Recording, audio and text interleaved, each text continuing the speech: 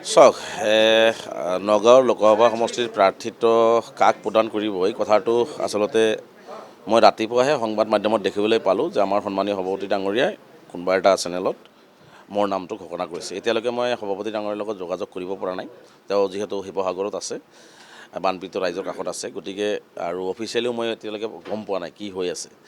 গতিকে সভাপতি ডাঙৰীয়াই যাকেই প্ৰাৰ্থিত্ব দিয়ে, এতিয়া মোক দিয়ে বা হাজী আমিনুল ইছলামক দিয়ে বা আব্দুৰ ৰহমান আজমল ডাঙৰীয়াক দিয়ে, আমি অধিক শক্তিশালীভাৱে এইবাৰ নগাঁও লোকসভা নিৰ্বাচনত যাতে এজন ভাল উপযুক্ত প্ৰাৰ্থী পাৰ্লিয়ামেণ্টত পঠাব পাৰোঁ, তাৰ কাৰণে আমি চেষ্টা কৰিম। সভাপতি মই সেইটো সংবাদ মাধ্যমত দেখিলোঁ, কিন্তু মই নিজে যোগাযোগ কৰি পোৱা নাই বা মোৰ লগত এতিয়ালৈকে যিহেতু কথা হোৱা নাই, গতিকে সভাপতি ডাঙৰীয়াই ঘোষণা কৰিছে বুলি গম পাইছোঁ। গতিকে যিহেতু কাক দিব নিদিব সভাপতি ডাঙৰীয়াৰ বিষয়, কিন্তু তথাপি মোৰ নামটো যিহেতু ঘোষণা কৰিছে, গতিকে মই মৌলানা বদৰুদ্দিন আজমল সাহেব আমাৰ পাৰ্টিৰ সন্মানীয় সভাপতি, তেখেতক মই আন্তৰিকভাৱে ধন্যবাদ আৰু কৃতজ্ঞতা জ্ঞাপন কৰিছোঁ যে এই অভাজনক যে তেওঁৰ মুখত মোৰ নামটো আহিছে, মোৰ নামটো ঘোষণা কৰিছে, মোক এইবাৰ নগাঁৱৰ লোকসভা নিৰ্বাচনত যুঁজিবলৈ মোৰ নামটো কৈছে। গতিকে আনুষ্ঠানিকভাৱে সকলোখিনি যেতিয়া হ'ব, আনুষ্ঠানিকভাৱে যেতিয়া ঘোষণা কৰিব, নিশ্চিতভাৱে আৰু মুকলিকৈ কিছু কথা ক'ব পাৰিম। এতিয়ালৈকে মই কেৱল মাত্ৰ এটা কথাই কৈছোঁ যে মই সভাপতি ডাঙৰীয়াৰ লগত কথা পাতি লওঁ, দলৰ শীৰ্ষ নেতৃত্বৰ লগত মই কথা পাতি লওঁ।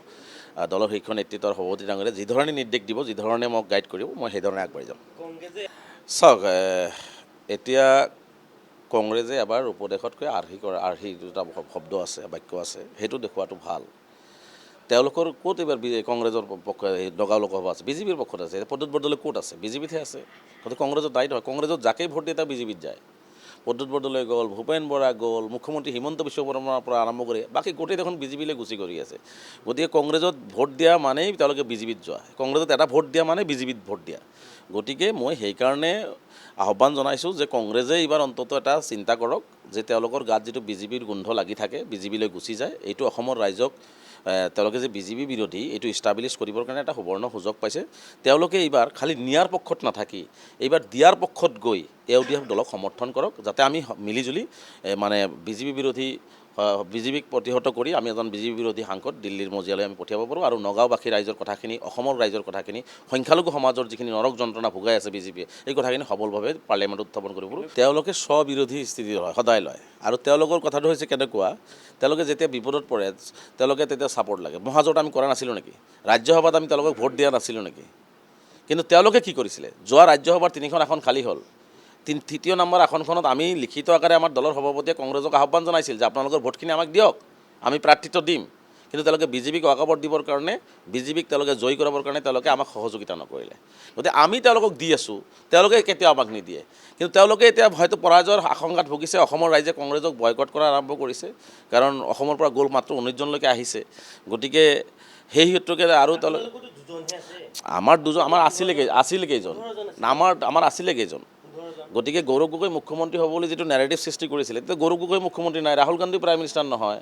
গতিকে কি যুক্তিত তেওঁলোকক ভোট দিব, এই কথাটো তেওঁলোকে বুজি পাইছে। আৰু তেওঁলোকৰ মানুহ যে বিজেপিত যাব, এই কথাটো তেওঁলোকে গম পায় যে আমি ভোট দিয়া কালি জিকাই দিব, কাৰোবাৰ লগত এলায়েঞ্চ কৰি ভোট দি জিকাব, তাৰপিছত তেওঁলোকে বিজেপিত যাব, এই কথাটো তেওঁলোকে গম পায়। এইটো পৰা ক'ত গৈছে বিজেপিত? ক'ত গৈছে বিজেপিত? চাওক, বিজেপিত তেনেকৈ নাই। অগবত চাওক, কোনোবাই দল এটা ত্যাগ কৰিছে, দলৰ পৰা ডাইৰেক্ট গুচি যোৱা নাই নহয়।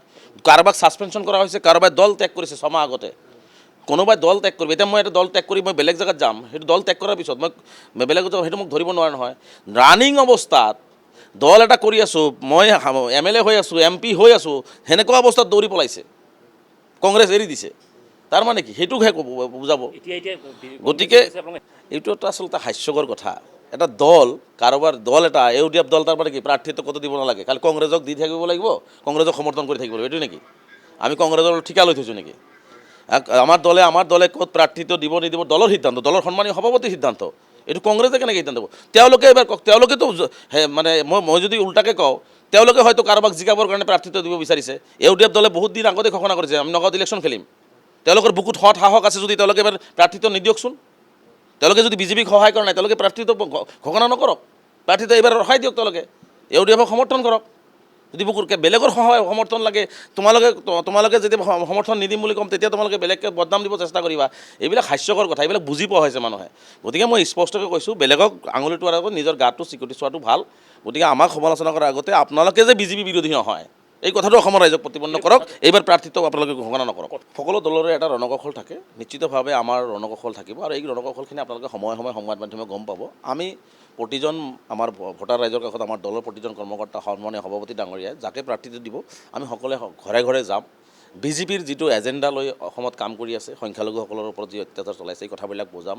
কংগ্ৰেছেও যিখিনি 70 বছৰে অসমৰ সংখ্যালঘুসকলক দিলে, ডিটেনশ্যন কেম্প, ডি ভোটাৰ, ফৰেষ্টৰ মাটিত আইন পাছ কৰি মানুহক উচ্ছেদ কৰা, গতিকে কিমান দিছে আৰু সেই কথা বতৰাবিলাক আমি লৈ যাম। উচ্ছেদ সেই সময়ত নীৰৱ ভূমিকা পালন কৰা, গতিকে সকলো কথা বতৰাবিলাক বিজেপি আৰু কংগ্ৰেছে যিখিনি অন্যায় কৰিছে সেই অন্যায়ৰ কথাবিলাক আমি ঘৰে ঘৰে লৈ যাই ৰাইজক আহ্বান জনাম, যুৱচামক আহ্বান জনাম, শিক্ষিত চামক আহ্বান জনাম, চাকৰিয়াল বুদ্ধিজীৱীসকলক আহ্বান জনাম যে এইবাৰ অন্ততঃ নগাঁও লোকসভা সমষ্টিৰ প্ৰাৰ্থীজন লোকসভা সমষ্টিৰে নহয়, সমগ্ৰ অসমৰে কথা যাতে ক'ব পাৰে, সমগ্ৰ অসমৰে সংখ্যালঘুসকলৰ ন্যায় নিৰাপত্তাৰ কথা যাতে উত্থাপন কৰিব পাৰে, তাৰ কাৰণে আপোনালোকে ইউডিএফ দলৰ প্ৰাৰ্থীক ভোটদান কৰক।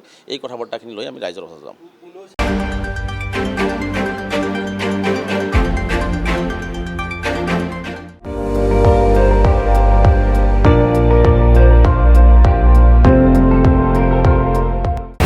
আপুনি চাই আছে ND24, সৰ্বশ্ৰেষ্ঠ নহয় সৰ্বোত্তমৰ দৌৰত।